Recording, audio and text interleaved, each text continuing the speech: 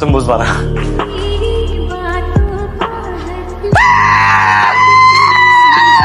কি শুরু করেছেন আপনি? হ্যাঁ, এসব কি অবস্থা আপনার? কি ব্যাপার? চিৎকার কিসে? চেঁচামেচি কিসের? আমাকে জিজ্ঞেস না করে ওকে জিজ্ঞেস করো। বলেছিলে না খুব ভালো একটা ছেলে, এটা তো নমুনা। হ্যাঁ দেখো রুমের মধ্যে কিভাবে হাফ প্যান্ট পরে আছে। এই ওর ঘরে ও হাফ প্যান্ট পরুক আর ছেঁড়া প্যান্ট পরুক, তোর সমস্যা কোথায়? তুই কেন এই ঘরের ভিতরে এসে উকিঝুঁকি মারবি? ঠিকই তো আঙ্কেল, ও আমার রুমে কেন আসবে এগুলো দেখতে? আরে বাহ, এখন সব আমার দোষ হয়ে গেল তাই না? হ্যাঁ শোনো বাবা, আমি তোমাকে বলে দিচ্ছি, ওর যদি এই বাড়িতে থাকতে হয় ভদ্রতা বজায় রেখে তারপর থাকবে, নয়তো ওকে থাকতে দিব না আমি। এই তুই চুপ কর। ও তোর চেয়ে ভদ্র আছে। এই কি সমস্যা? হ্যাঁ কি সমস্যা? মেয়ে মানুষ বাইকের পিছনে বসেছো বলে কি তুমি বিমানের পাইলট হয়ে গেছো? আজব ব্যাপার করলাম কি আমি? কি করছো বুঝতে পারতেছো না? আমার মতন সুন্দরী মেয়ে তোমার পিছনে বসে ইচ্ছা করে এখন টাচ লাগার জন্য ব্রেক করেছো।